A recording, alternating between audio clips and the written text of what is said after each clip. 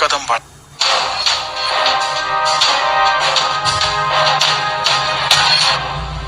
Marcus, पृथ्वी से अलग एक ऐसी खूबसूरत दुनिया जहां के लोगों के पास जादू तो नहीं, लेकिन उससे भी बढ़कर शक्तियों का खजाना था, जिसके जरिए यहां हर कोई मार्कस पर अपनी हुकूमत चाहता था। यहां जो सबसे शक्तिशाली होता था वो कानून बनाता था और कमजोरों को उस कानून को मानना पड़ता था।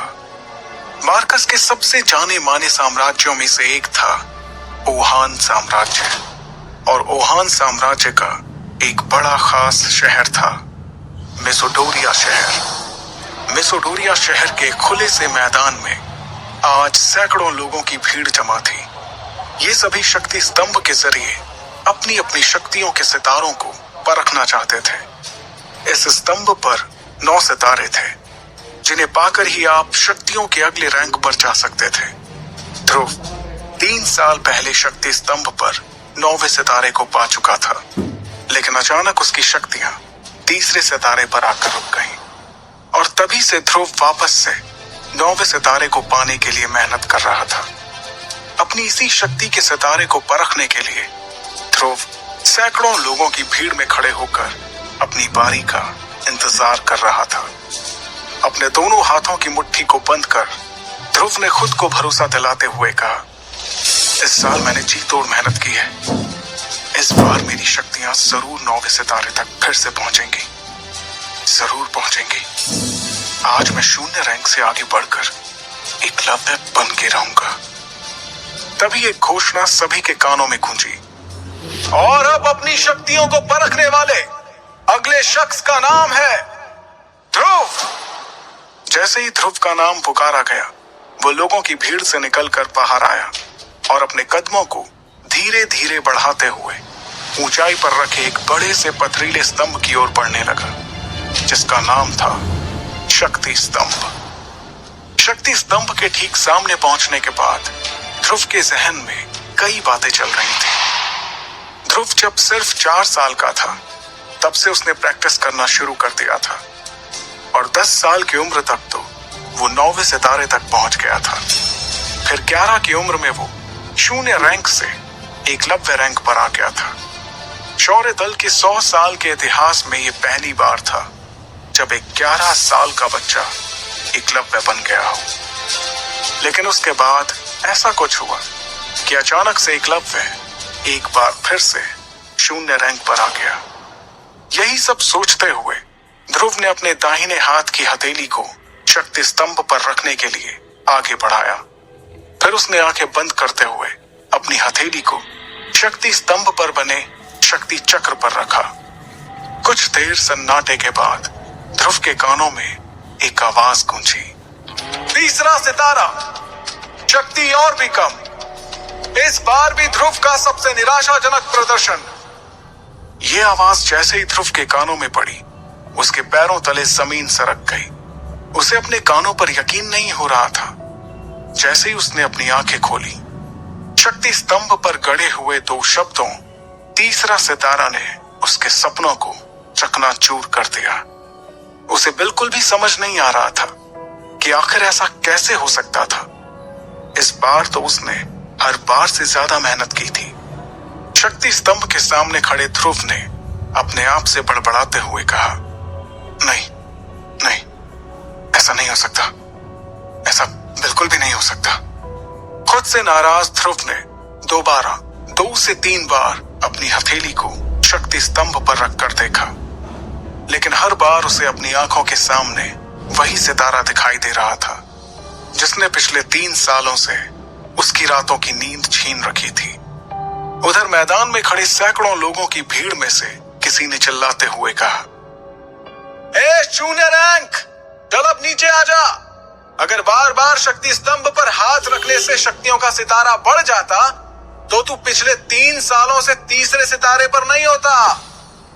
उसके इतना कहते ही कई लोगों ने जोर के ठहाकों के साथ ध्रुव पर हंसना शुरू कर दिया। ये हंसी के ठहाके पूरे मैदान में गूंजते हुए ध्रुव के कानों में तीर की तरह चुभ रहे थे। ध्रुव ने वहां से निकलने के लिए अपने कदमों को आगे बढ़ाना शुरू किया, लेकिन अब उसके कानों में उन सभी के हंसी के ठहाकों के साथ कई ताने भी सुनाई देना शुरू हो गए। क्यों भाई, एक बार फिर से ध्रुव ने साबित कर ही दिया कि वो पिछले 3 सालों से शून्य था, शून्य है और आगे भी शून्य ही रहेगा। गलती से ही हीरो बन गया था ये छोटी सी उम्र में। हाँ भाई, बिल्कुल सही कहा। और मेरे हिसाब से अब इस शून्य की कीमत हमारे शौर्य दल में किसी कचरे से कम नहीं है। बात तो तुम्हारी भी सही है, लेकिन हमारी मजबूरी भी तो देखो। हमारे शौर्य दल के जांबाज लीडर अरेंद्र उसके पिता हैं। अगर ऐसा नहीं होता तो हम लोगों ने इसे कब का मेसोटोरिया से बाहर फेंक दिया होता। लोगों के मुंह से निकलते ताने ध्रुव के दिल में बेचैनी और घबराहट पैदा कर रहे थे। ये घबराहट अब उसके चेहरे पर भी साफ साफ नजर आ रही थी, जिसे वहीं पर मौजूद उसकी सबसे अच्छी दोस्त इरा भी भांप चुकी थी। इरा भीड़ से निकलते हुए बाहर आई और उसने ध्रुव के कंधे पर अपना हाथ रखा। अगले ही पल उन दोनों की नजरें आपस में मिली, जिससे ध्रुव की बेचैनी थोड़ी कम हुई। कुछ ही देर में वो दोनों साथ साथ कदम बढ़ाते हुए मैदान से बाहर निकल के जाने लगे। ध्रुव अपने घर शौर्य महल की तरफ बढ़ रहा था। तभी ईरा ने उदास दिख रहे ध्रुव का हौसला बढ़ाते हुए कहा, ध्रुव, तुम्हें उन लोगों की बातों से परेशान नहीं होना चाहिए। मुझे तुम पर पूरा भरोसा है। एक ना एक दिन तुम एकलव्य जरूर बनोगे। इरा अपने सबसे अच्छे दोस्त को दिलासा देने की कोशिश कर रही थी, लेकिन इस वक्त ध्रुव के जहन में सिर्फ एक ही बात चल रही थी कि आखिर इतनी मेहनत करने के बाद भी उसकी शक्तियां क्यों नहीं बढ़ रही थी। एक तरफ जहां ध्रुव की परेशानियां बढ़ती जा रही थी, तो दूसरी तरफ एक और परेशानी उसके घर की ओर कदम बढ़ा रही थी। लेकिन ध्रुव उस परेशानी से पूरी तरह बेखबर था। ध्रुव और ईरा आखिरकार शौर्य महल पहुंच गए। शौर्य महल में ध्रुव के पिता अरेंद्र, जो कि शौर्य दल के लीडर भी थे, अपने दल के कुछ बुजुर्गों के साथ बैठकर किसी खास मुद्दे पर बातचीत कर रहे थे। लेकिन जैसे ही अरेंद्र की नजर अपने बेटे ध्रुव पर गई, उसके उदास चेहरे को देखकर उन्हें सब कुछ समझ आ गया। वो अपनी बातचीत को वहीं पर रोककर ध्रुव के पास गए। अरेंद्र ने अपने बेटे ध्रुव को सीने से लगाते हुए कहा, कोई बात नहीं ध्रुव, तुम मेरे बेटे हो, शौर्य दल के लीडर अरेंद्र के बेटे। अगली बार तुम्हें जरूर कामयाबी मिलेगी, हिम्मत मत हारना। इस वक्त शौर्य महल के दरबार में बैठे सभी लोगों की नजर ध्रुव पर ही थी। तभी अचानक एक लड़की नीले रंग के गाउन में अपने लंबे लंबे कदमों के साथ शौर्य महल के इस दरबार में दाखिल हुई। इस लड़की का नाम लारा जयान था। लारा के दादाजी ओहान साम्राज्य के शेर दिल सेनापति रह चुके थे और लारा अंबर दल की होने वाली लीडर थी। अंबर दल ओहान साम्राज्य के सबसे ताकतवर दलों में से एक था। यह इतिहास में पहली बार था कि कोई इतनी कम उम्र में अंबर दल का लीडर बनने वाला था। लारा को अपने सामने देखकर सभी लोगों के साथ अरेंद्र भी हैरानी में पड़ गए, क्योंकि सभी जानते थे कि ये कोई आम लड़की नहीं, बल्कि अंबर दल की होने वाली लीडर थी। लारा का अचानक इस तरह से महल में आना किसी को भी समझ नहीं आ रहा था। फिर भी उसे अपनी ओर आते देखकर शौर्य दल के प्रमुख अरेंद्र ने कहा, तुम्हारा स्वागत है लारा। ना कोई खत, ना कोई खबर, इस तरह से यूं अचानक, सब ठीक तो है? अरेंद्र के सवाल पर लारा ने अपने दाहिने हाथ से चुटकी बजाते हुए अपने बॉडीगार्ड्स की ओर इशारा किया। इशारा पाते ही वो सभी एक कदम आगे आए। वो बॉडीगार्ड्स एक बड़े से हरे रंग के बॉक्स को पकड़े हुए थे। बॉक्स की तरफ देखते हुए लारा ने अपनी तीखी और तेज आवाज में कहा, मुझे पता चला है कि ध्रुव इस साल भी अपनी शक्तियों को नहीं बढ़ा पाया, इसलिए मैं ध्रुव के लिए एक खास चीज लेकर आई हूं। इसे पीने से उसे अपनी खोई हुई शक्तियां एक बार फिर से मिल जाएंगी। अरेंद्र ने ध्रुव की ओर देखकर दोबारा लारा को देखते हुए कहा, लेकिन लारा, हम तुमसे कोई तोहफा नहीं ले सकते, और वैसे भी तुम कुछ ही दिनों में हमारे परिवार का हिस्सा बनने वाली हो, इसलिए इस तोहफे की कोई जरूरत नहीं है। अरेंद्र की बात खत्म भी नहीं हुई थी और बॉडीगार्ड्स ने उस बॉक्स को खोल दिया। सभी को बॉक्स में हरे रंग की शरबत से भरी बोतलें दिखाई दे रही थी।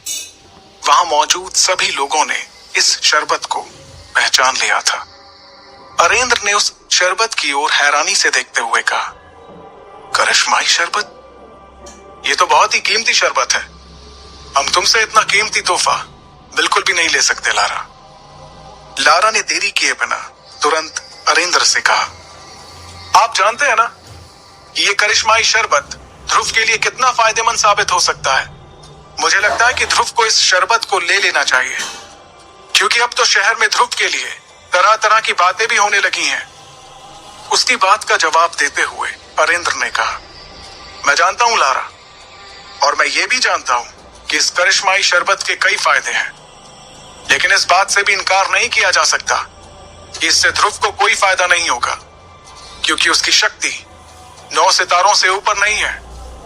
और तुम ये जानती हो ही कि अगर 9वें सितारे से कम शक्ति वाला कोई इस शरबत को लेगा तो इससे उसकी शक्तियां और भी कम हो सकती हैं।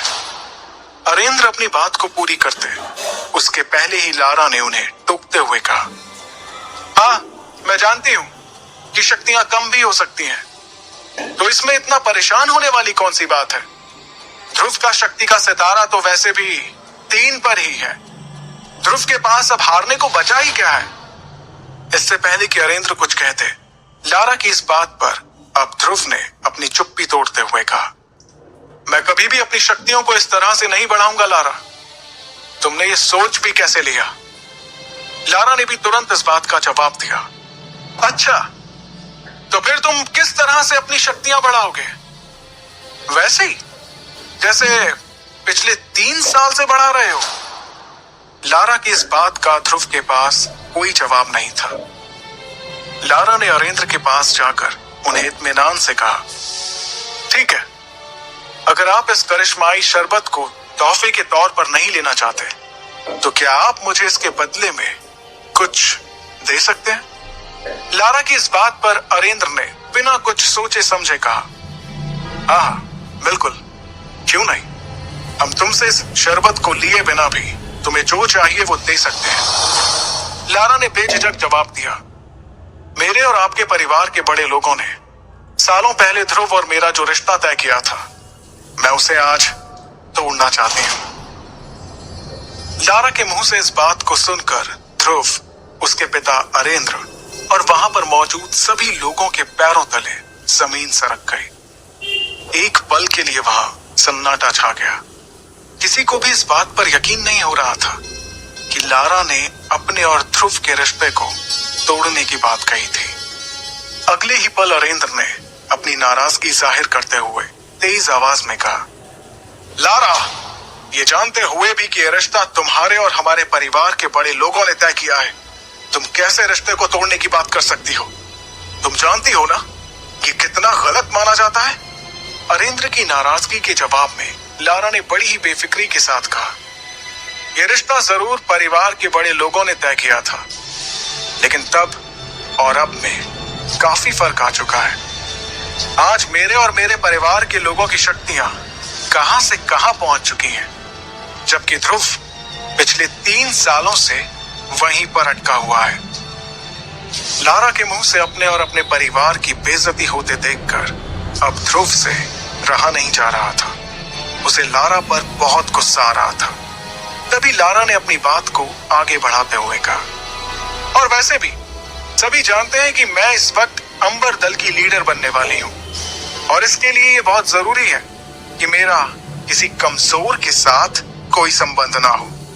इसलिए बेहतर यही होगा कि यह रिश्ता आगे बढ़ने से पहले यहीं पर टूट जाए।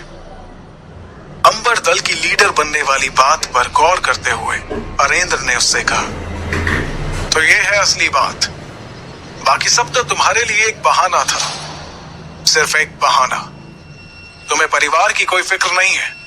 तुम्हारे सिर पर तो सिर्फ सबसे शक्तिशाली बनने का जुनून सवार है, और इसलिए तुम इस रिश्ते को तोड़ना चाहती हो।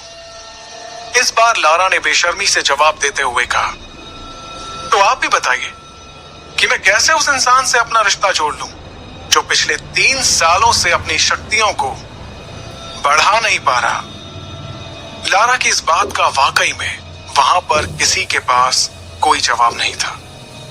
तब लारा ने दोबारा उस करिश्माई शरबत की तरफ देखते हुए कहा, अब आपके लिए यही बेहतर होगा कि आप मेरी बातों को मान लें और इस करिश्माई शरबत को स्वीकार करते हुए इस रिश्ते को तोड़ दें, क्योंकि आप भी जानते हैं ये शरबत कितना कीमती है और ध्रुव के लिए कितना जरूरी है। अब ध्रुव के सब्र का बांध भी टूट चुका था। वो लारा के ठीक सामने आकर खड़ा हो गया और उसकी आंखों में आंखें डालते हुए बोला, ठीक है, तुम्हें इस रिश्ते को तोड़ना है तो ये टूटेगा, जरूर टूटेगा। ध्रुव के इतना कहते ही सभी हैरानी से उन दोनों के चेहरे की तरफ देखने लगे। तभी ध्रुव ने अपनी बात को आगे बढ़ाया, लेकिन इस रिश्ते को तोड़ने से पहले हमारी शादी होगी और उसके बाद मैं तुम्हें तलाक देकर इस रिश्ते को हमेशा हमेशा के लिए तोड़ दूंगा। बताओ, है मंजूर? ध्रुव की इस बात पर लारा ने तपाक से गुस्से में झल्लाते हुए कहा, ये क्या बकवास कर रहे हो तुम? तुम्हें मालूम भी है इससे मेरे परिवार की कितनी बदनामी होगी? तब ध्रुव ने बड़े ही इत्मीनान से जवाब देते हुए कहा, तो जो तुम कर रही हो उससे हमारे परिवार की बदनामी नहीं होगी? जब बदनामी होनी ही है तो क्यों ना दोनों की ही हो। इस जवाब पर लारा ने तेवर दिखाते हुए कहा, मुझे यकीन नहीं आ रहा है कि मैं उसी ध्रुव से बात कर रही हूं जिसे मैं कुछ सालों पहले मिली थी।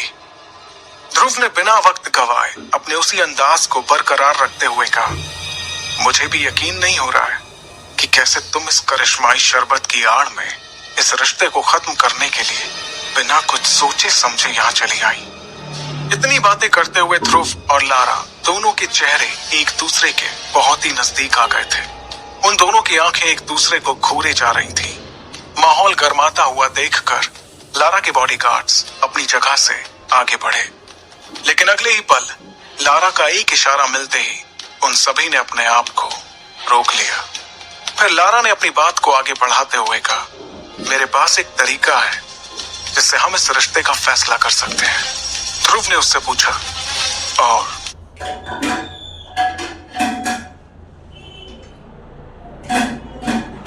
साला एंड टाइम में फोन लगा देगा।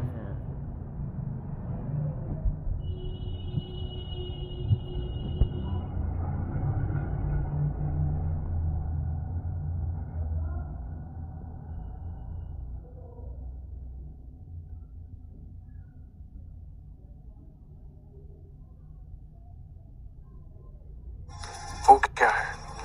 लारा ने कहा, 3 साल बाद हम दोनों के बीच एक मुकाबला होगा। अगर उस मुकाबले में मैं जीत गई तो तुम्हें इस रिश्ते को तोड़ना होगा, और अगर तुम जीत जाते हो तो वही होगा जो तुम चाहोगे। लारा की ये शर्त सुनते ही शौर्य महल में एक सन्नाटा छा गया था। अब सभी की नजरें ध्रुव के जवाब का इंतजार कर रही थी। क्या ध्रुव अपनी मंगेतर लारा की शर्त मानेगा? आखिर क्या वजह है जो ध्रुव की शक्तियां पिछले 3 सालों से आगे नहीं बढ़ पा रही थी? कैसे लड़ेगा ध्रुव अपने से शक्तिशाली लारा से? आगे की कहानी जानने के लिए सुनते रहिए सुपर योद्धा, सिर्फ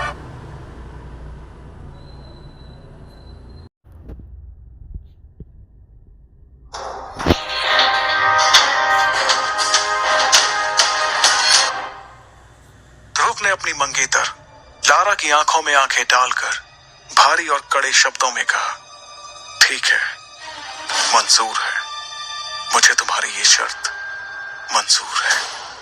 उसने 3 साल बाद होने वाले मुकाबले की शर्त के लिए लारा को हामी भर दी। ध्रुव के इतना कहते ही लारा ने एक आखिरी बार उसे घूर कर देखा और फिर अपने बॉडीगार्ड्स के साथ शौर्य महल से बाहर जाने लगी। लारा भी हॉल के बड़े से दरवाजे तक पहुंची ही थी कि उसके कानों में एक लड़की की चेतावनी देती हुई आवाज पड़ी, रुक जाओ लारा। जैसे ही लारा ने मुड़कर देखा तो उसे गुलाबी रंग के गाउन में इरा दिखाई दी। इरा दिखने में बहुत ही खूबसूरत थी और किसी भी तरह से वो लारा से कम सुंदर नहीं थी। एक जालीदार खिड़की के पास में खड़ी इरा के चारों तरफ से सूरज की रोशनी अंदर आ रही थी, जिससे ईरा को देखकर ऐसा लग रहा था मानो वो कोई स्वर्ग से आई हुई अप्सरा हो। ईरा ने लारा को देखते हुए कहा, मैं जानती हूं कि आज तुमने जो कुछ भी किया है, तुम्हें उस पर कोई पछतावा नहीं हो रहा होगा, क्योंकि अब तो तुम्हें ध्रुव का सामना करना ही होगा। और हाँ, एक बात और, कभी ये मत सोचना कि तुम अंबर दल की लीडर बन गई तो हम लोग डर जाएंगे, क्योंकि शौर्य दल में तुमसे ताकतवर लोग भी मौजूद हैं।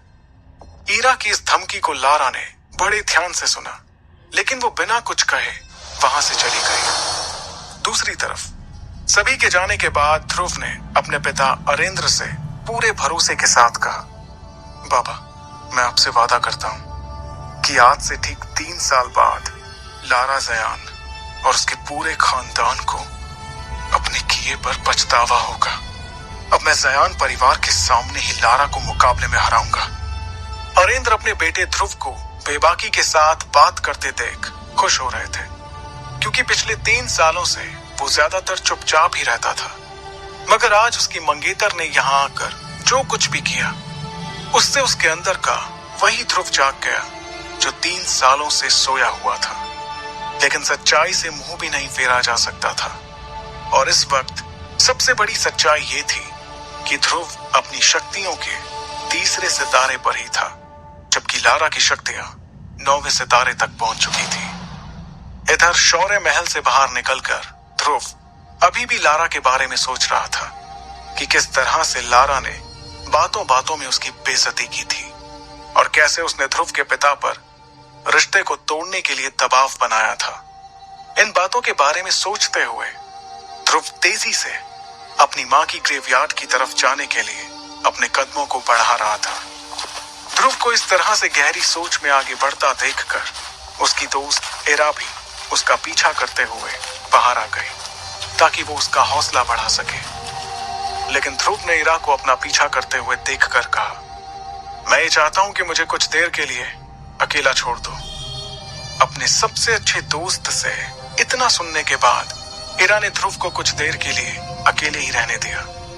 कुछ ही देर में ध्रुव शक्ति स्तंभ को देखते हुए अपनी मां के समाधि स्थल पर पहुंच गया। वो अपनी मां की समाधि पर गिरे पेड़ के पत्तों और धूल को साफ करने लगा। उसके बाद अपनी मां को याद करते हुए ध्रुव बातें करने लगा। मां, ऐसा क्यों हो रहा है मेरे साथ? मेरी शक्तियां आखिर क्यों नहीं बढ़ रही हैं? इस तरह तो मैं 3 साल के बाद भी लारा से मुकाबला नहीं कर पाऊंगा, और अगर कर भी लिया तो उसे हराऊंगा कैसे? आखिर कैसे? इतना कहते हुए हताश होकर ध्रुव ने अपना सर मां की समाधि पर रख दिया और अपनी आंखें बंद करते हुए कहा, 3 साल बाद सब कुछ खत्म हो जाएगा। मां, अगर मैं अपनी शक्तियों को वापस हासिल नहीं कर सका तो बाबा को पूरे मेसोडोरिया शहर के सामने शर्मिंदा होना पड़ेगा। अपनी मां से बातें करते करते ध्रुव का गला सूख चुका था। उसने अपने आप को संभाला और कहा, अब तो मां, मुझे ऐसा लगता है कि जब मैं आपकी दुनिया में आऊंगा तो आपको अपना चेहरा कैसे दिखाऊंगा, क्योंकि मैंने ऐसा तो कोई काम किया ही नहीं जिससे मैं आपका नाम रोशन कर सकूं। क्यों क्यों मां, आखिर मेरी शक्तियां क्यों नहीं बढ़ रही हैं? ये कहते हुए ध्रुव ने अपनी मुट्ठी बंद की और जमीन पर जोर जोर से अपना हाथ पीटने लगा। वो लगातार जमीन पर अपना हाथ मार रहा था। कुछ देर बाद थक कर उसने कहा, मां, अब तो कोई चमत्कार, कोई करिश्मा ही मुझे मेरी शक्तियां वापस दिला सकता है। तभी उसके कानों में एक आवाज गूंजी, ध्रुव, क्या तुम मुझे सुन पा रहे हो? अपना नाम सुनते ही ध्रुव ने इधर उधर देखा।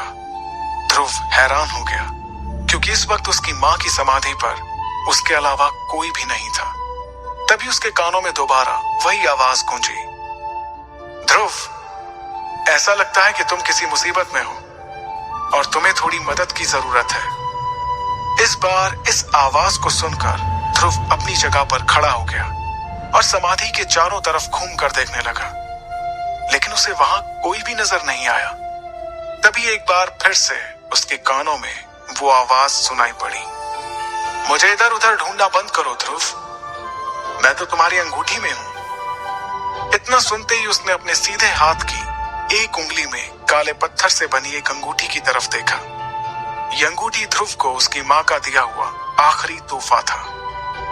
देखते ही देखते ध्रुव की अंगूठी में हलचल शुरू हो गई, जिसे देखकर वो थोड़ा हड़बड़ा गया। उसने अपने उल्टे हाथ से सीधे हाथ को संभालने की कोशिश की जिसमें उसने अंगूठी पहनी हुई थी, लेकिन तभी उसे अचानक एक जोर का झटका लगा जिससे वो जमीन पर जा गिरा।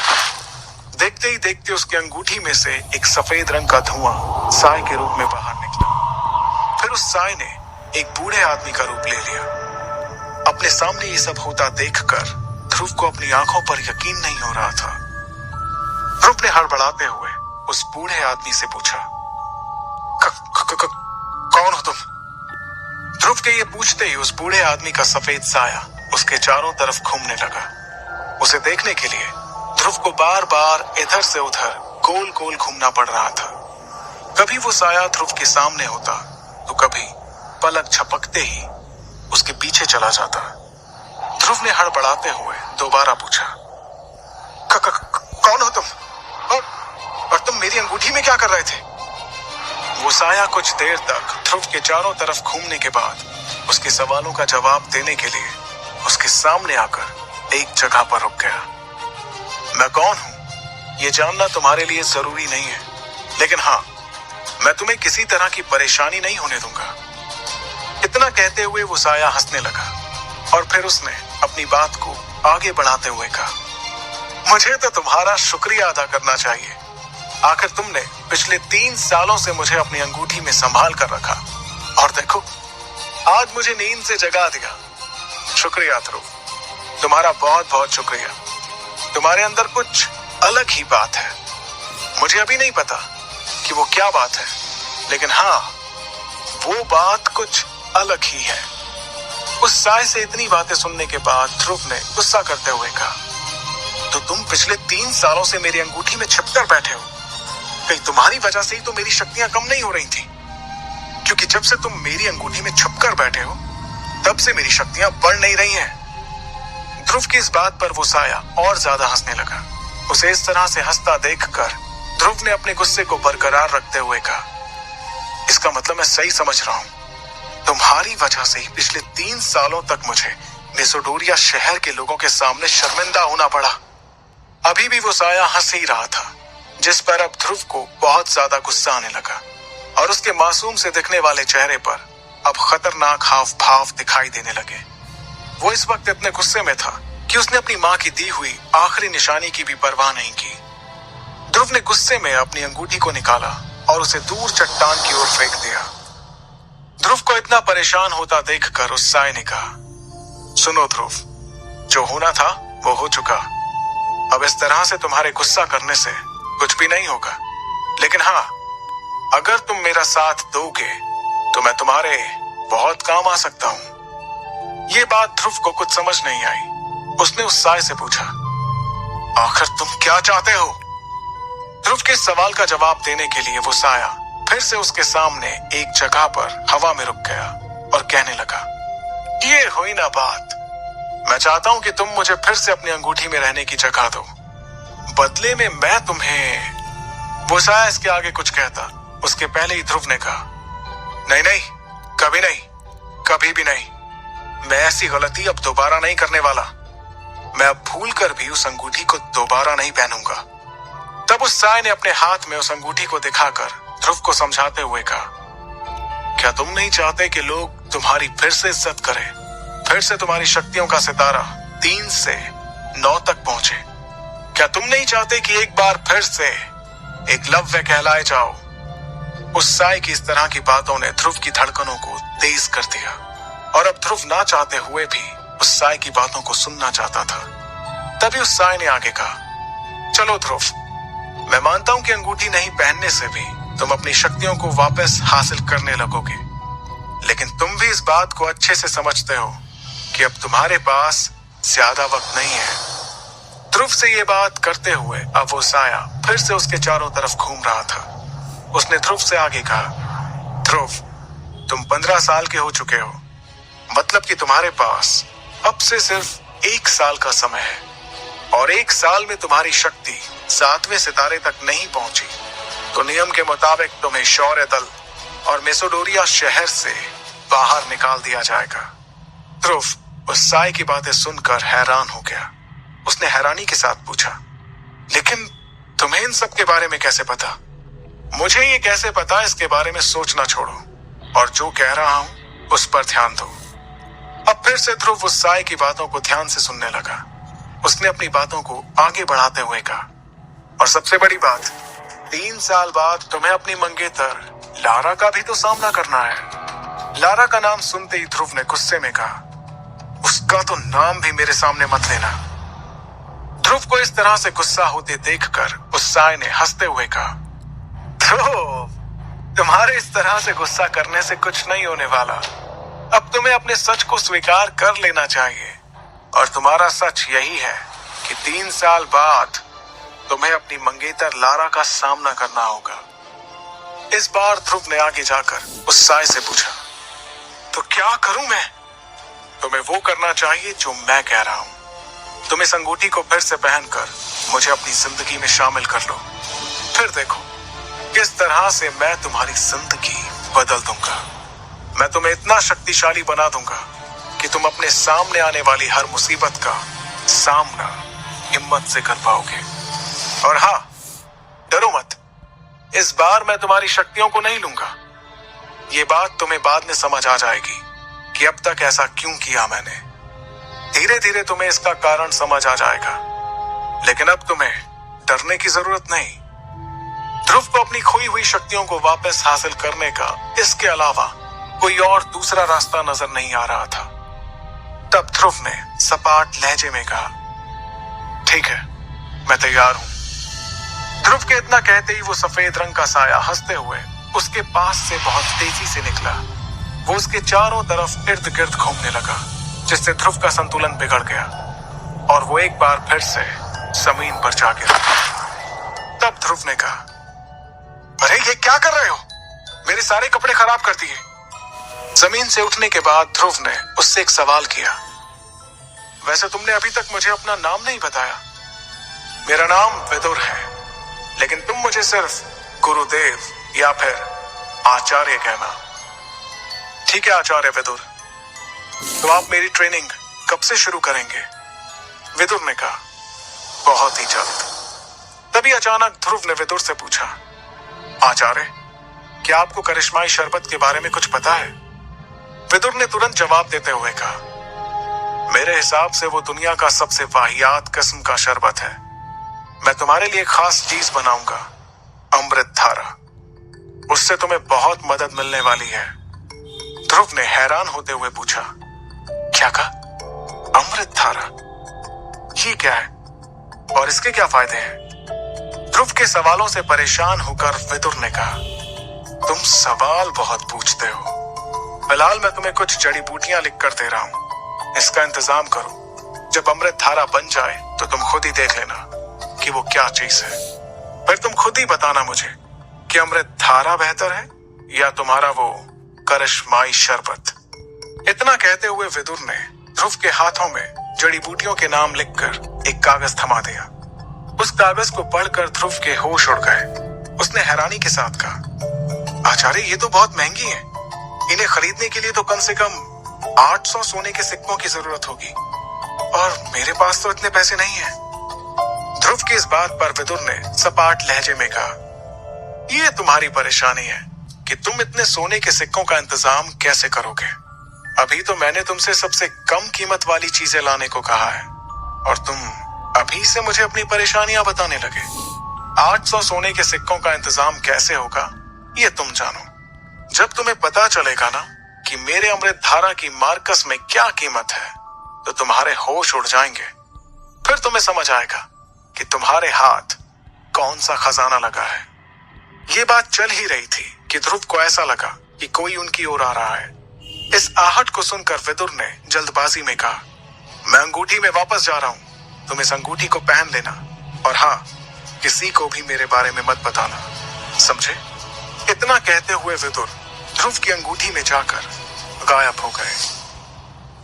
आगे की कहानी जानने के लिए सुनते रहिए सुपर योद्धा, सिर्फ पॉकेट एफएम पर।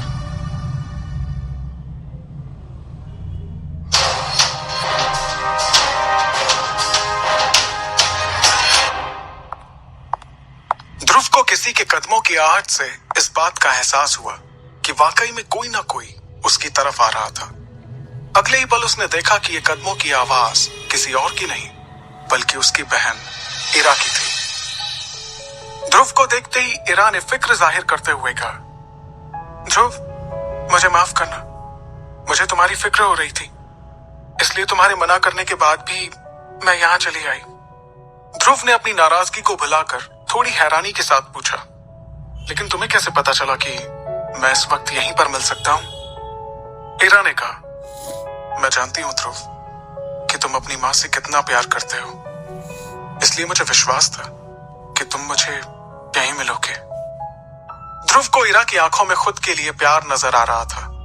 अगले ही पल इरा ने ध्रुव से कहा, ध्रुव, चाहे तुम्हारे सामने कितनी भी मुसीबतें क्यों ना हो, मैं हमेशा तुम्हारे साथ हूं।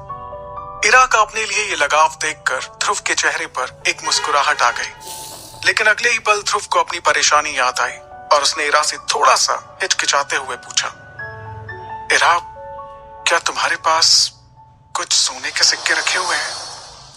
ध्रुव के मुंह से ये बात सुनकर इरा को हैरानी हुई, क्योंकि आज तक उसे कभी भी पैसों की जरूरत नहीं पड़ी थी, और पड़ती भी तो उसके पिता अरेंद्र हमेशा उसका ध्यान रखते थे।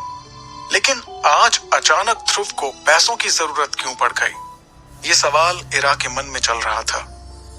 इरा ध्रुव से कुछ कहती उसके पहले ही ध्रुव ने कहा, मैं बाबा को परेशान नहीं करना चाहता, मेरी वजह से उन्हें पहले ही सबके सामने काफी शर्मिंदा होना पड़ा है।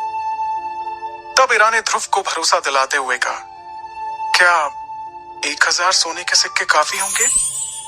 ध्रुव ने बिना देर किए तुरंत जवाब दिया, हाँ बिल्कुल, और मैं पूरी कोशिश करूंगा कि ये सिक्के तुम्हें जल्द ही लौटा दूं। शुक्रिया इरा, इस मदद के लिए। ध्रुव की इस बात पर इरा ने मुस्कुराते हुए कहा, इसकी कोई जरूरत नहीं है ध्रुव। इतना कहने के बाद इरा ने पूछा, क्या मैं जान सकती हूँ कि तुम्हें इतने सोने के सिक्कों की जरूरत क्यों पड़ी? क्या खरीदना चाहते हो तुम? क्या मैं भी तुम्हारे साथ बाजार घूमने चल सकती हूँ? ध्रुव इस बारे में इरा को ना ही साफ साफ मना कर सकता था और ना ही उसे ज्यादा कुछ बता सकता था, पर क्योंकि इरा उसकी मदद कर रही थी, इसलिए ध्रुव ने हामी भरते हुए कहा, ठीक है, कल हम बाजार में साथ खरीदारी करने चलेंगे। इतना कहने के बाद दोनों के चेहरे पर एक मुस्कुराहट आ गई। फिर वो दोनों शौर्य महल की ओर बढ़ने लगे, लेकिन वो इस बात से बेखबर थे कि कल बाजार में कोई मुसीबत उनका बेसब्री से इंतजार कर रही थी। अगली सुबह ध्रुव और इरा मैसेडोरिया शहर के बाजार में खरीदारी करने के लिए निकल गए। बाजार में कुछ ही देर घूमने के बाद ध्रुव को कुछ अजीब सा लगा। उसने गौर किया कि रोज के मुकाबले आज का बाजार कुछ अलग नजर आ रहा था। हालांकि उसे बाजार में शौर्य दल के सैनिक भी नजर आ रहे थे, लेकिन उसकी नजर कुछ ऐसे लोगों पर गई जो किसी भी तरह से व्यापारी नहीं लग रहे थे। उन्हें देखकर ध्रुव को समझ आ गया कि यकीनन ये लोग जासूसी कर रहे हैं। तभी ध्रुव और इरा के कानों में एक आवाज पड़ी, अरे ध्रुव और इरा, आप दोनों यहाँ? इतना सुनते ही उन दोनों के पैर वहीं पर रुक गए। जैसे ही उन्होंने पीछे पलट कर देखा तो एक मुस्कुराता हुआ शख्स उनके सामने आकर खड़ा हो गया। ये शख्स कपड़ों से शौर्य दल का ही लग रहा था। ध्रुव उसे पहचानने की कोशिश कर रहा था। उस शख्स ने कहा, आप दोनों मुझे नहीं जानते, लेकिन मैं आपको पहचानता हूँ। मुझे आपके पिता ने बाजार की सुरक्षा की जिम्मेदारी सौंपी है। मेरा नाम सोरेन है। उस शख्स के बारे में इतना जानने के बाद ध्रुव के चेहरे पर एक मुस्कान आ गई। उसने कहा, ओह, बाजार को देखकर ऐसा लग रहा है कि आपने बहुत ही अच्छे से यहाँ पर सब कुछ संभाल रखा है। सोरेन ने तुरंत जवाब देते हुए कहा, जी हाँ, आप बताएं, बाजार में आप क्या खरीदारी करने आए हैं? मैं आपकी थोड़ी मदद करवा देता हूँ। नहीं, इसकी कोई जरूरत नहीं है। अगर हमें किसी चीज की जरूरत होगी तो हम आपको याद कर लेंगे, ठीक है? लेकिन अगर आपको किसी भी चीज के लिए मेरी जरूरत पड़े तो सिर्फ एक सीटी बजा दीजिएगा, मैं या मेरे सैनिक हाजिर हो जाएंगे। सोरेन की इतनी बात पर ध्रुव और इरा दोनों मुस्कुराते हुए खरीदारी के लिए आगे बढ़ गए। लेकिन कुछ देर बाद इरा को भी ऐसा लगा कि बाजार में कुछ ना कुछ गड़बड़ तो जरूर है। तभी ध्रुव की अंगूठी में से विदुर उससे बात करने लगा। विदुर की आवाज ध्रुव के अलावा कोई और नहीं सुन सकता था। विदुर ने ध्रुव को सचेत करते हुए कहा, तुम बिल्कुल सही समझ रहे हो। यहाँ कुछ भी ठीक नहीं लग रहा है। फिलहाल तुम्हें एक बात का सबसे खास ध्यान रखना है, और वो ये है कि तुम जो भी सामान खरीदो वो किसी के हाथ नहीं लगना चाहिए। विदुर के इतना कहने के बाद ध्रुव ने जड़ी बूटियों का सारा सामान इरा के हाथों में थमाते हुए कहा, भले ही तुम मेरी बहन नहीं हो, और सच बताऊं तो मैं ये भी नहीं जानता कि तुम कहां से आई हो या फिर तुम्हारी हकीकत क्या है, लेकिन मैं वादा करता हूं कि तुम्हारी हिफाजत के लिए मैं हमेशा तैयार रहूंगा। ध्रुव के इतना कहते ही इरा के चेहरे पर एक मुस्कान आ गई और उसने प्यार से ध्रुव को गले लगा लिया। तभी विदुर ने ध्रुव की तारीफ करते हुए कहा, अरे वाह, तुम तो अपना फर्ज बहुत अच्छे से निभा रहे हो। इस बीच अचानक ध्रुव की नजर फिर उन लोगों पर गई जो उसे थोड़े अजीब लग रहे थे। उसने इरा से कहा, इरा, तुम ये सामान लेकर यहां से निकलो, मैं थोड़ी ही देर में तुम्हें बाजार के बाहर मिलूंगा। तब तक मैं ये पता लगाकर आता हूं कि ये लोग कौन है और किसकी जासूसी कर रहे हैं। इरा ध्रुव को छोड़कर नहीं जाना चाहती थी, लेकिन ध्रुव के दबाव बनाने पर इरा एक दूसरे रास्ते से बाजार से बाहर निकलने के लिए आगे बढ़ी। वहीं दूसरी तरफ ध्रुव उन जासूसों की सच्चाई जानने के लिए दोबारा बाजार की तंग गलियों में जाने लगा। इरा अभी आगे बढ़ी ही थी कि कोई उसका रास्ता रोककर उसके सामने खड़ा हो गया। इरा ने जैसे ही अपनी नजरें उठाई तो देखा कि उसके सामने एक लंबा चौड़ा लड़का खड़े होकर मुस्कुरा रहा था। उसकी गर्दन पर कंकाल का एक टैटू बना हुआ था। वो कंकाल के टैटू वाला लड़का कुछ कहता उससे पहले ही इरा ने सीधे और सपाट लहजे में कहा, देखो मैकी, मैं जानती हूं कि तुम आमिश दल के लीडर के बेटे हो, लेकिन मुझे इससे कोई फर्क नहीं पड़ता। मेरे सामने से हट जाओ, मुझे कुछ जरूरी काम है। इरा की इस बात पर मैकी ने मुस्कुराते हुए कहा, ठीक है इरा, तुम करो ना अपना काम। जब तक तुम बाजार में अपना काम खत्म करोगी तब तक मुझे तुमसे बात करने का थोड़ा मौका भी मिल जाएगा। इरा ने अपने उसी तेवर को बरकरार रखते हुए कहा, मैकी, मुझे तुमसे बात करने में कोई दिलचस्पी नहीं है। बेहतर होगा कि तुम मेरा रास्ता छोड़ दो। इरा के इस तरह के बर्ताव पर मैकी को अंदर ही अंदर गुस्सा आ रहा था। फिर भी उसने अपने चेहरे पर मुस्कुराहट को बनाए रखा और अपनी जैकेट से एक ब्रेसलेट निकालकर इरा को दिखाते हुए कहा, ये खूबसूरत ब्रेसलेट देख रही हो इरा, मैंने ये तुम्हारे लिए लिया है। फिलहाल तुम इसे रख लो, हम किसी और दिन साथ बाजार घूम लेंगे। इरा मैकी को मना करने ही वाली थी कि तभी उसकी नजर ब्रेसलेट में लगे हुए एक मेटल पर गई। ये मेटल ध्रुव की शक्ति बढ़ाने में काम आ सकता था। इस मेटल को देखकर इरा का मन बदलने लगा और उसने मन ही मन सोचा, मैं ये ब्रेसलेट रख लेती हूँ, इसमें लगे मेटल को निकालकर ध्रुव को दे दूंगी और इस ब्रेसलेट को फेंक दूंगी। मन ही मन ये सोचते हुए इरा ब्रेसलेट की तरफ देख रही थी, जिसे देखकर मैकी के चेहरे पर एक शातिर मुस्कान आ गई। इरा को किसी सोच में डूबा देखकर मैकी ने कहा, इरा, इसमें इतना सोचने की जरूरत नहीं है। शौर्य दल और आमिश दल दोनों ही मेसोडोरिया शहर के सबसे अच्छे दलों में से हैं। हम लोगों में इस तरह के तोहफे देना एक आम बात है। इरा का ध्यान मैकी की बातों पर नहीं बल्कि ब्रेसलेट में लगे मेटल पर था। उसने जैसे ही ब्रेसलेट को छूने के लिए अपना हाथ आगे बढ़ाया, किसी ने उसका हाथ वहीं पर रोक दिया। इरा ने उस तरफ देखा तो वो ध्रुव था। ध्रुव ने इरा से नाराजगी के साथ कहा, क्या तुम्हें पता नहीं कि ये किस तरह का इंसान है? इरा से इतना कहने के बाद ध्रुव ने मैकी की तरफ देखा और कहा, मैकी, तुम इस ब्रेसलेट को अपने पास ही रखो, इरा को इसकी कोई जरूरत नहीं है। ध्रुव के बीच में आ जाने से मैकी का गुस्सा 7वें आसमान पर पहुंच गया, लेकिन इरा भी वहां पर मौजूद थी, इसलिए मैकी ने अपने चेहरे पर मुस्कान को बनाए रखा। उसने कहा, मैं तो इरा को तोहफे में सिर्फ ये ब्रेसलेट देना चाहता हूँ, ये इतनी बड़ी बात भी नहीं है। ध्रुव मैकी को बहुत अच्छे से जानता था। उसकी वजह ये थी कि शौर्य दल और आमिश दल के आपस में रिश्ते ठीक नहीं थे। ध्रुव ने बेबाकी से उसे जवाब देते हुए कहा, तुम्हारे लड़कियों के साथ किस तरह के रिश्ते होते हैं ये पूरा मेसोडोरिया शहर जानता है मैकी, तो बेहतर यही होगा कि तुम अपना ये घटिया तरीका किसी और लड़की पर आजमाओ।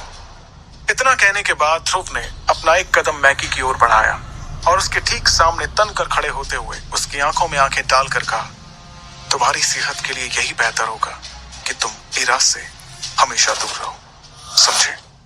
अब मैकी का सब्र टूट रहा था। उसे इस तरह से गुस्से में देखकर आमिश दल के कुछ सैनिकों ने ध्रुव और इरा को चारों तरफ से घेर लिया।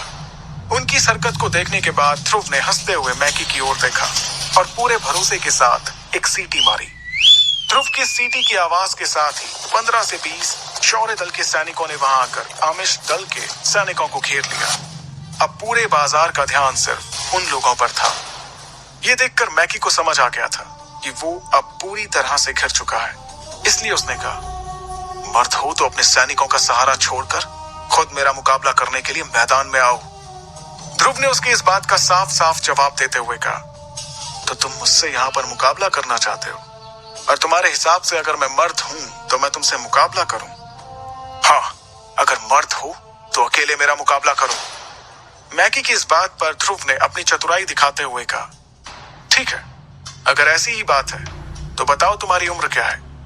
ध्रुव के इस सवाल का मैकी ने कोई जवाब नहीं दिया। तब ध्रुव ने कहा, मैकी, तुम 23 साल के हो और मैं 15, यानी मैं तुमसे उम्र में काफी छोटा हूं। तो क्या तुम सच में मेरे साथ मुकाबला करना चाहते हो? ध्रुव के इतना कहते ही वहां मौजूद भीड़ का ध्यान उन दोनों पर चला गया। ध्रुव का इस तरह का बर्ताव देखकर मैकी को थोड़ा अजीब लग रहा था। तभी ध्रुव ने वहां मौजूद भीड़ का ध्यान अपनी ओर खींचकर मैकी पर हंसते हुए कहा, देखो देखो, सभी देखो जरा, आमिष दल के लीडर का बेटा मैकी मुझसे एक बच्चे से लड़ना चाहता है, और मैंने तो अभी तक यूथ सेरेमनी में भी हिस्सा नहीं लिया है। मुझ जैसे को हराकर आमिष दल अपनी शक्ति का प्रदर्शन करना चाहता है। ध्रुव की इस बात पर बाजार की भीड़ ठहाकों के साथ मैकी पर हंसने लगी। अपने आप पर इतने लोगों को हंसता हुआ देखकर मैकी थोड़ा सा हड़बड़ा गया। अब उसे भी ये बात समझ आ गई थी कि ध्रुव अपनी कम उम्र का फायदा उठाकर सबके सामने उसका मजाक बना रहा था। तभी उसने ध्रुव के पास आते हुए कहा, इस बार तेरी किस्मत अच्छी थी जो तू बच गया, लेकिन मैं बहुत जल्द तेरे लिए भी एक तोहफा लाऊंगा, और वो तोहफा बहुत दर्दनाक होगा।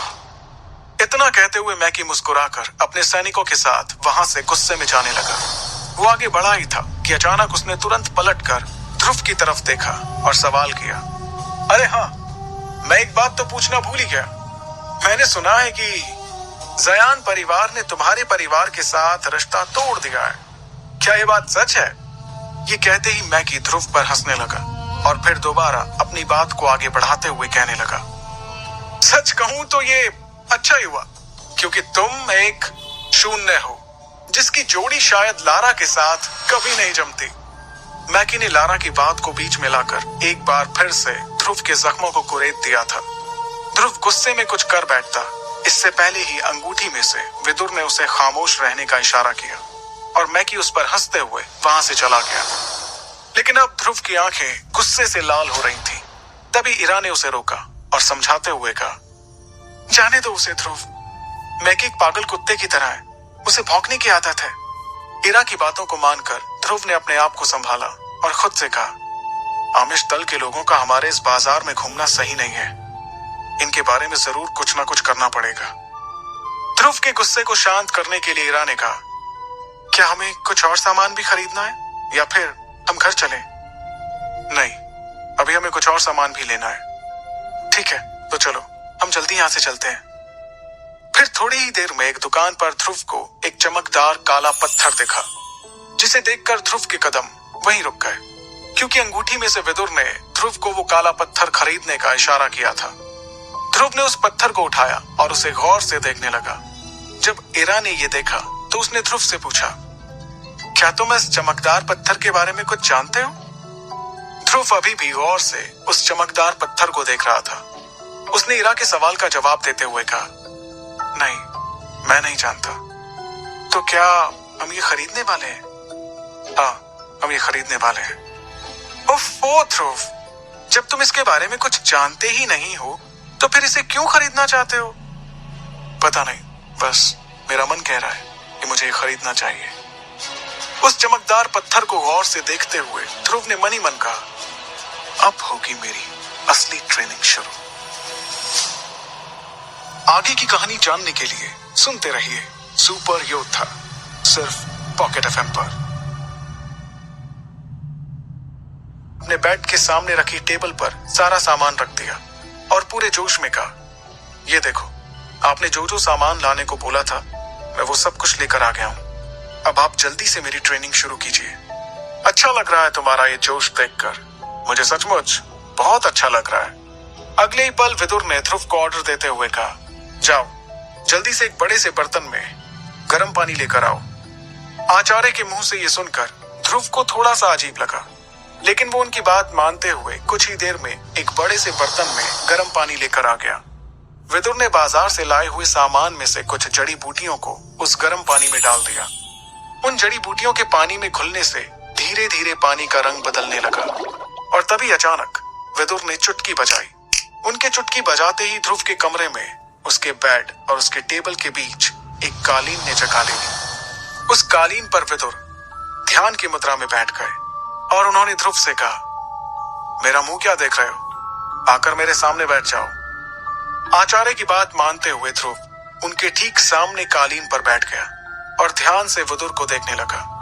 देखते ही देखते ध्यान की मुद्रा में बैठे हुए विदुर की हथेलियों से आग की लपटें निकलने लगी। अगले ही पल विदुर ने अपने दूसरे हाथ की हथेली को उस आग वाली हथेली के ऊपर रखा। ऐसा करने से वो आग बुझ गई। ये सब देखकर ध्रुव का चेहरा खिल उठा। तब विदुर ने ध्रुव की तरफ देखते हुए कहा, अगली बारी तुम्हारी। ये एक बहुत ही साधारण सी टेक्निक है। इसके जरिए मैं देखना चाहता हूं कि तुम्हारे शरीर में ताकत कितनी है। अपना पूरा ध्यान हथेली पर केंद्रित करते हुए जैसा मैं कर रहा हूं वैसा करो। विदुर की इस बात पर ध्रुव भी ध्यान मुद्रा में बैठ गया। अपनी आंख बंद करते हुए ध्रुव ने वैसा ही किया जैसा विदुर ने कहा और देखते ही देखते उसकी हथेली पर आग जलने लगी। आग की लपटें बढ़ने लगी। तब विदुर ने कहा, अपना पूरा ध्यान हथेली पर केंद्रित करो और फिर दूसरे हाथ की हथेली से इस आग को काबू में करने की कोशिश करो। जैसा विदुर ने कहा ध्रुव वैसा ही करने की कोशिश कर रहा था। देखते ही देखते उसकी हथेली से आग की लपटें और बढ़ने लगी। ध्रुव अब इस आग को संभाल नहीं पा रहा था। तब विदुर ने अपनी शक्तियों का इस्तेमाल करते हुए अपने हाथ को ध्रुव की हथेली पर रखा और उन आग की लपटों को ठंडा किया। अगले ही पल विदुर ने ध्रुव से पूछा, तुम ठीक तो हो ध्रुव? ध्रुव ने कहा, हाँ मैं ठीक हूं। तब विदुर ने आगे कहा, मैंने सोचा था कि तुम इसमें असफल रहोगे। मुझे तो लगा था कि तुम आग को भी जगा नहीं पाओगे। हालांकि तुम उसे ठंडा नहीं कर पाए, फिर भी तुमने अच्छी कोशिश की। अगले ही पल विदुर ने देखा कि ध्रुव उसे बैठे बैठे लहराते हुए नजर आने लगा था। जैसे ही विदुर ने ध्रुव को संभालने की कोशिश की, उसने उल्टियां करना शुरू कर दिया।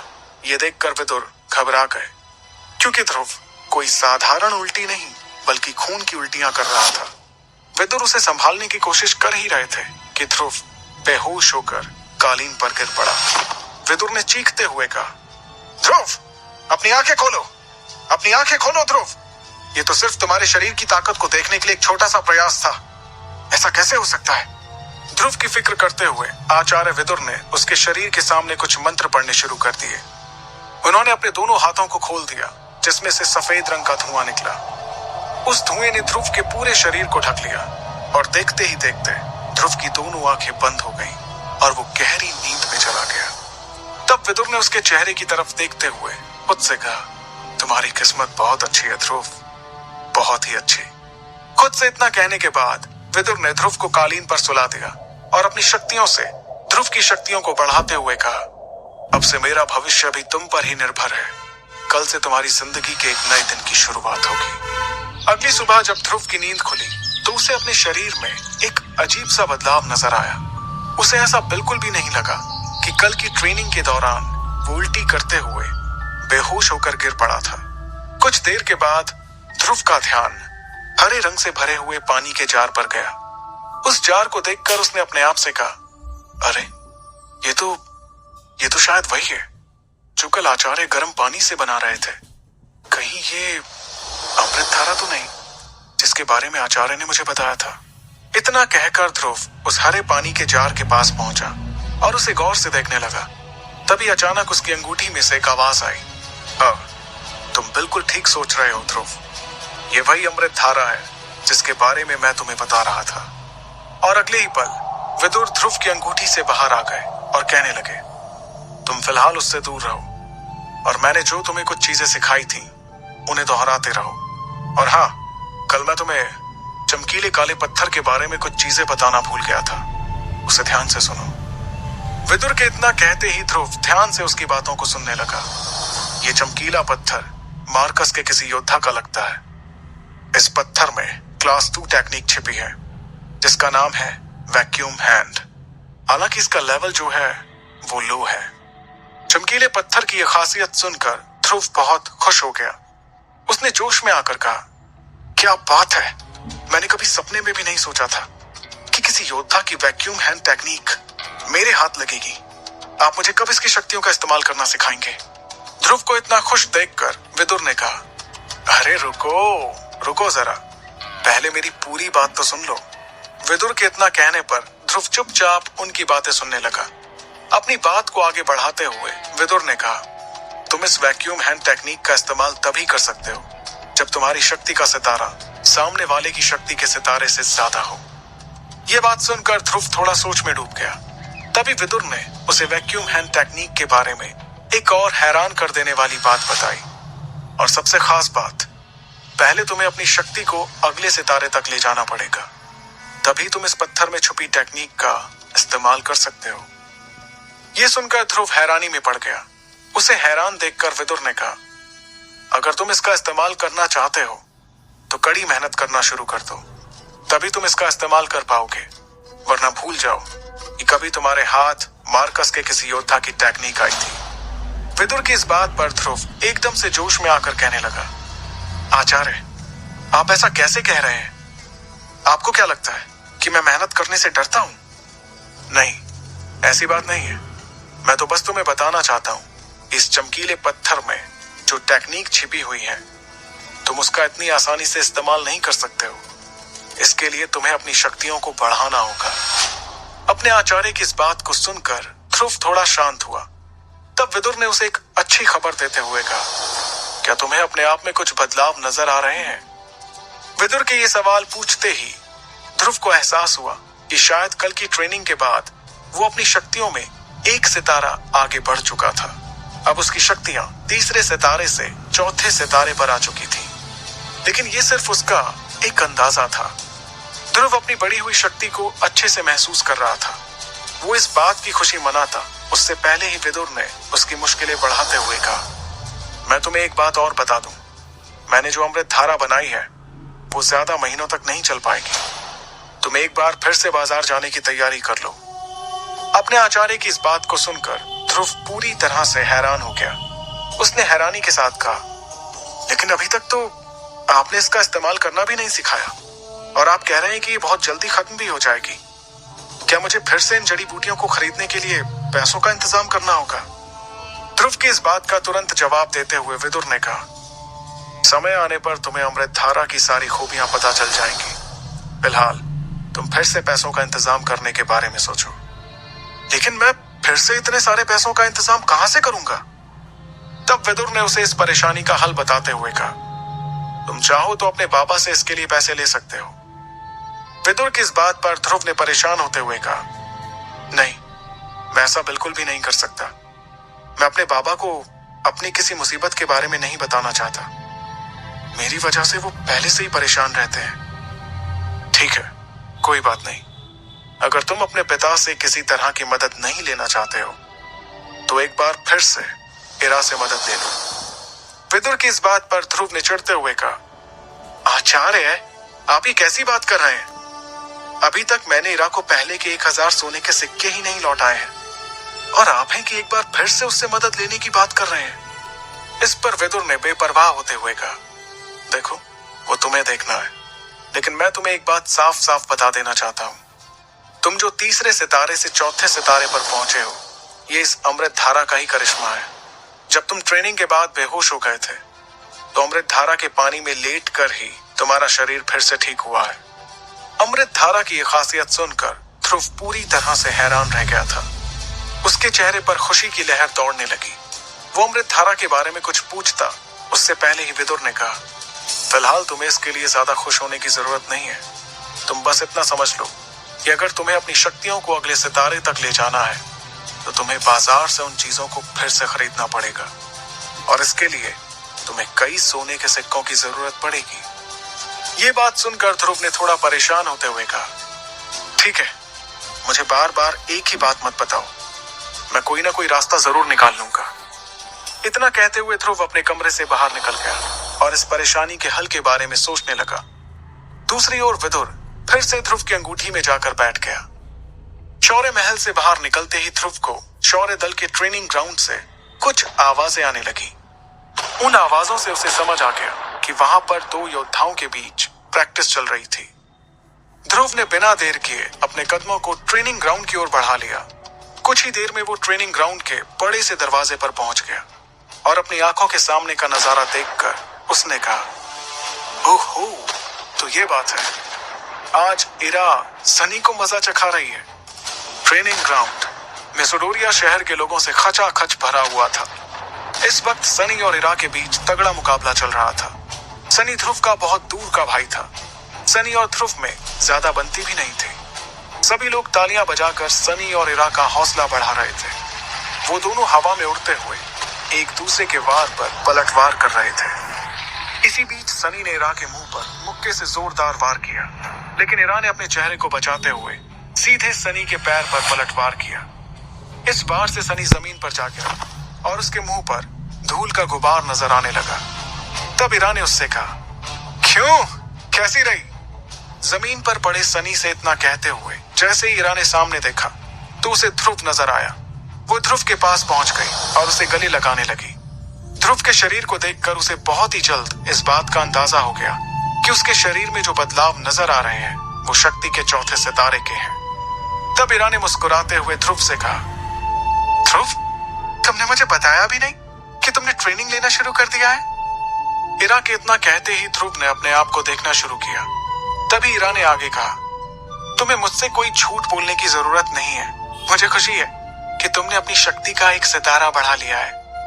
ध्रुव और इरा आपस में बात कर ही रहे थे कि तभी उनके पीछे कोई आकर खड़ा हो गया। उसने उन दोनों से कुछ ऐसी बात कही जिसे सुनकर ध्रुव के चेहरे का रंग बदलने लगा और उसकी आंखों में खून उतर आया।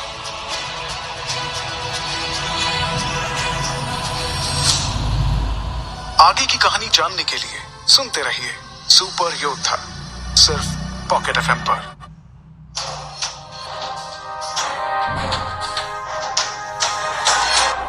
ध्रुव का ध्यान इरा की बातों से हटकर उस शख्स पर गया। अपने सामने खड़े उस शख्स को देखकर ध्रुव के चेहरे का रंग बदलने लगा और उसकी आंखों में खून उतर आया। उस शख्स ने अपने दोनों हाथों में ग्लव्स पहने हुए थे और अपने लंबे बालों की पूनी बना रखी थी। ये वो शख्स था जो ध्रुव का दूर का भाई होने के साथ साथ ध्रुव की शक्तियां कम होने पर उसका हमेशा ही मजाक उड़ाता था। ये सनी ही था जो इरा के साथ प्रैक्टिस कर रहा था। आज जब ध्रुव अपनी शक्तियों में तीसरे सितारे से चौथे सितारे पर पहुंच गया था तो वो सनी से मुकाबले के बारे में सोचने लगा।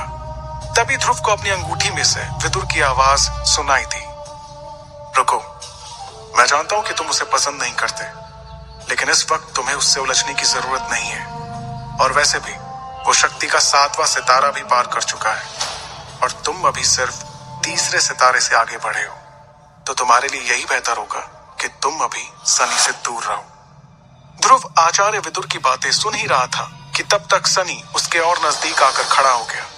तब ध्रुव के पास में ही खड़ी इरा ने सनी से कहा, तुम्हारी प्रैक्टिस मेरे साथ चल रही है सनी, ना कि ध्रुव के साथ, तो बेहतर होगा कि तुम उससे दूर ही रहो। इतना कहते हुए इरा ने अपने दोनों हाथों को फैलाया और हवा में उड़कर सनी को पीछे धकेलने लगी। सनी भी इरा का सामना करते हुए हवा में पीछे जाने लगा। अगले ही पल दोनों मैदान के बीच में आ गए और एक दूसरे का मुकाबला करने के लिए तैयार हो गए। उन दोनों को ऐसे मुकाबला करता देख ध्रुव को इरा की फिक्र होने लगी। तभी अंगूठी में से विदुर ने कहा, तुम इरा की फिक्र मत करो, क्योंकि इस पूरे मैदान में एक अकेली वो ही है जो कि शक्ति के 8वें सितारे को पार कर चुकी है और 9वें सितारे पर है। उस दिन मैगी से उसने मुकाबला इसलिए नहीं किया क्योंकि वो जड़ी बूटियों को सुरक्षित रखना चाहती थी। ध्रुव ने कहा, मुझे मालूम है। फिर विदुर ने ध्रुव को देखते हुए पूछा, तो फिर इतने परेशान क्यों हो रहे हो? अच्छा, अब समझा, अमृत धारा के लिए पैसों का इंतजाम जो करना है इसलिए परेशान हो, लेकिन तुम तो अपने बाबा की मदद भी नहीं लेना चाहते। इरा की मदद भी नहीं लेना चाहते, तो कैसे करोगे इंतजाम? ध्रुव इस वक्त विदुर की बात जरूर सुन रहा था, लेकिन उसका पूरा ध्यान मुकाबले पर था।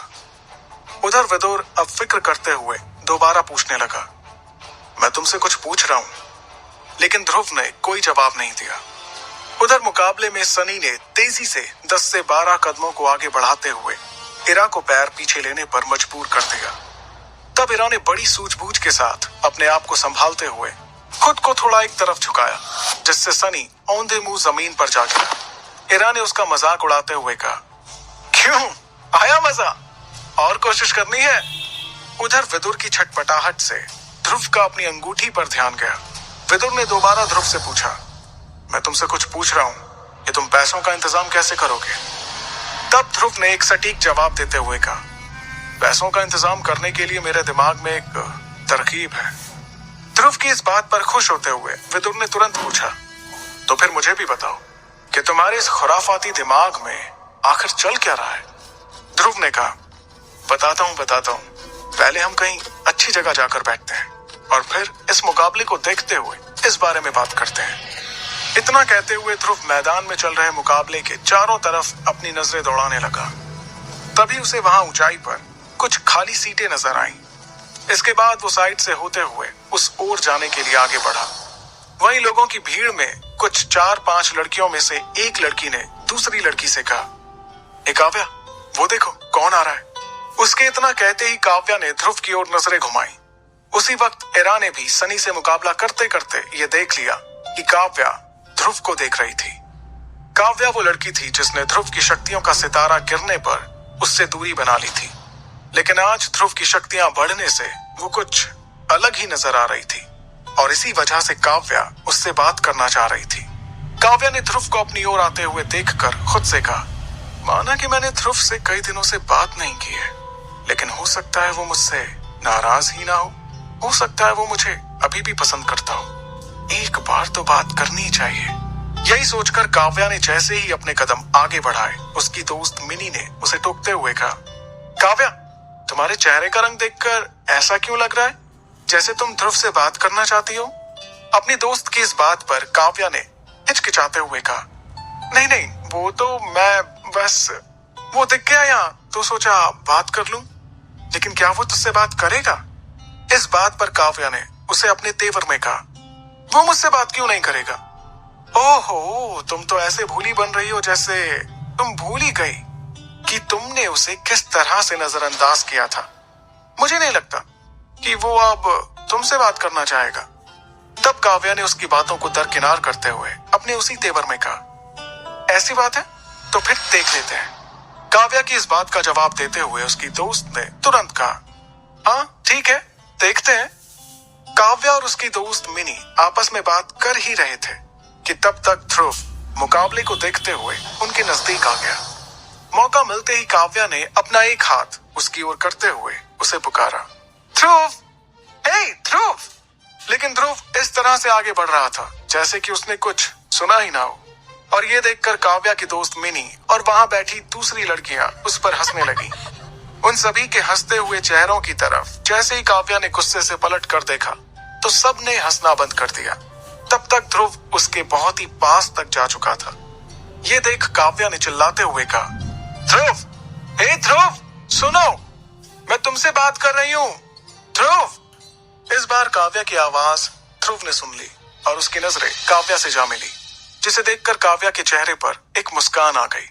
इस बात पर इतराने के लिए काव्या ने जब मुड़कर अपनी सहेलियों की तरफ देखा तो अब सबकी हंसी बंद हो चुकी थी। लेकिन जब काव्या ने पलटकर ध्रुव की ओर देखा तो वो उसके करीब से जा चुका था। जिस तरह से ध्रुव ने काव्या को नजरअंदाज किया वो पूरी तरह से दंग रह गई थी। उसे यकीन ही नहीं हो रहा था कि ये वही ध्रुव है जो कभी उसके एक इशारे पर रुक जाया करता था। इतना कुछ होने के बाद काव्या ने गुस्से से जमीन पर पैर पटकते हुए कहा, इसे तो मैं बाद में देख लूंगी। मैंने आगे बढ़कर इससे थोड़ी सी बात करना क्या चाहा, पता नहीं अपने आप को क्या समझने लगा। इतना कहकर काव्या वापस अपनी जगह पर बैठ गई। ध्रुव को भी वो जगह मिल गई जो वो ढूंढ रहा था और वो वहां जाकर बैठ गया। वहीं दूसरी तरफ मैदान में सनी के हमलों से अपने आप को बचाते वक्त इरा की नजर ध्रुव पर भी थी। जो ये देख चुकी थी कि ध्रुव ने किस तरह से काव्या को नजरअंदाज किया था। इरा के चेहरे की मुस्कान ये साफ जाहिर कर रही थी कि वो ध्रुव के इस फैसले से काफी खुश थी। इसी बीच सनी इरा के पीछे वार करने के लिए जैसे ही तेजी से आगे बढ़ा, ध्रुव ने ये देख चिल्लाते हुए कहा, इरा, जरा संभल कर। ध्रुव के चेहरे के हाव भाव को देखकर इरा समझ चुकी थी कि उसके ठीक पीछे सनी हमला करने ही वाला था। तब उसने अपनी पलकों को झपकाया और पलक झपकते ही वो किसी तितली की तरह अपनी जगह से खिसक गई। सनी अपने आप को संभालने में नाकामयाब होकर नीचे जमीन पर जा गिरा, जिससे धूल का गुबार उसके चेहरे पर आ गया। तब इरा हवा में उड़ते हुए उसके सामने जाकर खड़ी हो गई और कहने लगी, एक ही मुकाबले में कितनी बार जमीन पर गिरोगे? इस तरह तो तुम अपने घर वालों को क्या मुंह दिखाओगे सनी? इरा की इस बात को सुनकर सनी को गुस्सा आ गया। वो जमीन से उठकर उस पर हमला करने के लिए आगे बढ़ा। ये देख इरा ने अपने हाथ से उसके सीने पर वार किया। इरा के इस वार से सनी उड़ते हुए मैदान से बाहर जा गिरा। इरा के इस जोरदार हमले से सनी चारों खाने चित हो गया और ये मुकाबला इरा जीत गई। इस मुकाबले को देख रहे सभी लोग तालियां बजाकर इरा को जीत की बधाई दे रहे थे। इरा भी अपने साथ इस जीत की खुशी को समेटते हुए ध्रुव के पास जाकर बैठ गई। उधर सनी मुकाबला हारने के बाद इरा और ध्रुव को साथ देखकर और गुस्सा हो गया। उसने अपने आप से कहा, ध्रुव, कब तक खैर मनाएगा तू? एक बार मुकाबला करने के लिए मेरे सामने मैदान में उतर, फिर देख मैं तेरा क्या हाल करता हूं, फिर चाहे वो प्रैक्टिस ही क्यों ना हो। खुद से ये बात करते हुए सनी अपने लोगों के साथ जाकर बैठ गया। वहीं मैदान में प्रैक्टिस के लिए फिर से शौर्य दल के दो योद्धा मुकाबला करने की प्रैक्टिस करने के लिए उतर गए। इधर जैसे ही सनी अपने दोस्तों के साथ जाकर बैठा, उसने देखा कि उसके साथ के सभी लोग इस वक्त इरा और ध्रुव को ही देख रहे थे, जो कि हंस हंस कर आपस में बात कर रहे थे। उन दोनों को इस तरह से हंसते हुए देखकर सनी से रहा नहीं गया। उसने गुस्से में खड़े होकर खुद से कहा, ये दोनों शायद मुझ पर हंस रहे हैं। इस ध्रुव को तो अभी ही देखना पड़ेगा। सनी ने जैसे ही अपने कदमों को आगे बढ़ाया, वहीं पर बैठे हुए उसके साथियों में से किसी ने उसे टोकते हुए कहा, जरा ध्यान से सनी, कहीं ऐसा ना हो कि गुस्से में तुम ध्रुव के साथ साथ इरा को भी कुछ बुरा भला कह दो। अगर ऐसा गलती से भी हो गया तो तुम्हारे दिल में उसे पाने की जो हसरत है वो अधूरी रह जाएगी। अपने दोस्त से इतना सुनने के बाद सनी ने हाँ के इशारे में अपना सिर हिलाया और एक गहरी सांस लेते हुए आगे बढ़ गया। सनी इरा और ध्रुव दोनों के पास पहुंच चुका था। वो दोनों अभी भी उसी तरह से हंसते हुए बात कर रहे थे। सनी ने ध्रुव की तरफ देखते हुए कहा, अरे ध्रुव, तुम्हारा यहाँ पर क्या काम? क्या तुम यहाँ किसी के साथ मुकाबले की प्रैक्टिस करने आए हो? इरा जानती थी कि दोनों की आपस में नहीं बनती थी और इस वक्त सनी ध्रुव का मजाक उड़ाने आया था। सनी की इस बात पर इरा ने ध्रुव की तरफदारी करते हुए कहा, सनी, तुम शायद भूल रहे हो कि जिस तरह से तुम शौर्य दल का हिस्सा हो, ठीक उसी तरह से ध्रुव भी शौर्य दल का हिस्सा है। वो कभी भी मुकाबले की प्रैक्टिस देखने के लिए यहाँ आ सकता है। इरा की बात पर सनी ने कहा, लेकिन इस तरह से मुकाबले की सिर्फ प्रैक्टिस देखने से तो काम नहीं बनेगा ना। अगर ध्रुव को हमारे दल का नाम रोशन करना है तो उसे किसी ना किसी से मुकाबला करने के लिए मैदान में तो उतरना चाहिए। क्यों ध्रुव? ठीक कहा ना मैंने? ध्रुव इस बात का कोई जवाब देता उससे पहले ही इरा ने तुरंत कहा, अभी इसकी कोई जरूरत नहीं है, और वैसे अभी कुछ देर पहले तुमने जो हमारे दल का नाम रोशन किया वो काफी था। इरा के इतना कहते ही एक बार फिर से वो ध्रुव के साथ हंसने लगी। ये देखकर सनी ने अपने गुस्से को दबाते हुए कहा, वो तो वक्त वक्त की बात है। मुकाबले में एक जीतता है तो दूसरा हारता है, ये तो होता ही है, लेकिन असली योद्धा वही होता है जो मैदान में उतरता है। तब इरा ने कहा, तुम ध्रुव की चिंता मत करो सनी, और वैसे भी तुमने ही तो कहा ना कि वक्त वक्त की बात है, तो वक्त आने पर एक दिन ध्रुव से तुम्हारा सामना जरूर होगा। इरा की इस बात को सुनकर सनी के शैतानी दिमाग में एक तरकीब आई और उसने अपना दाव खीलते हुए कहा, अच्छा ऐसी बात है, लेकिन मुझे ध्रुव को देखकर ऐसा नहीं लगता कि कभी ऐसा वक्त आएगा जब ध्रुव मेरा मुकाबला कर पाए। इस पर इरा ने ध्रुव के कंधे पर हाथ रखते हुए उस पर भरोसा दिखाया और सख्ती से सनी को जवाब दिया, आएगा, जरूर आएगा। इस मौके का फायदा उठाते हुए सनी ने तुरंत ही कहा, ठीक है इरा, अगर ऐसी बात है तो फिर हम आज ही वो दिन तय कर लेते हैं जब ध्रुव मेरे साथ मैदान में मुकाबला करने के लिए उतरेगा। सनी के इतना कहते ही इरा थोड़ा हड़बड़ाने लगी। उसके चेहरे का रंग उड़ने लगा, जिसे देखते हुए सनी ने बेशर्मी से हंसते हुए कहा, क्यों, क्या हुआ? कहीं तुम डर तो नहीं गई ये सोचकर कि अगर ध्रुव मेरा मुकाबला करेगा तो कहीं उसको कुछ हो गया तो? अपने खिलाफ इतनी बातें सुनकर अब ध्रुव का खून खौलने लगा था। उसे अंगूठी में बंद विदुर और बाहर उसके साथ बैठी इरा दोनों ने रोकने की कोशिश की, लेकिन ध्रुव के इरादे अब कुछ और ही नजर आ रहे थे। वो बड़ी मुश्किल से अपने आप को कुछ भी कहने से रोक रहा था। अगले ही पल ध्रुव सीढ़ियों से नीचे उतरने के लिए आगे बढ़ा, लेकिन सनी ने उसे उकसाते हुए कहा, मैदान से बाहर जाने से क्या होगा ध्रुव? अगर बाहर ही जाना है तो तुम इस मैसेडोनिया शहर से ही बाहर क्यों नहीं चले जाते? अब वहां मौजूद लोगों का ध्यान मैदान में चल रहे मुकाबलों की प्रैक्टिस से ज्यादा सनी और ध्रुव पर था। इतना सुनने के बाद ध्रुव ने अपने कदमों को रोका और फिर कुछ सोचने के बाद एक बार फिर से अपने कदमों को आगे बढ़ाया, लेकिन तभी सनी ने अपनी बात को पूरा करते हुए कहा, चलो ठीक है ध्रुव, हम ऐसा करते हैं कि 1 साल बाद होने वाली यूथ सेरेमनी के वक्त हम दोनों के बीच एक फाइट तय करते हैं। बोलो, क्या तुम इस चुनौती के लिए तैयार हो? सनी के इतना कहने के बाद अब सभी का ध्यान ध्रुव पर था। इस बार सनी ने सीधे सीधे ध्रुव को उससे मुकाबला करने के लिए ललकारा था।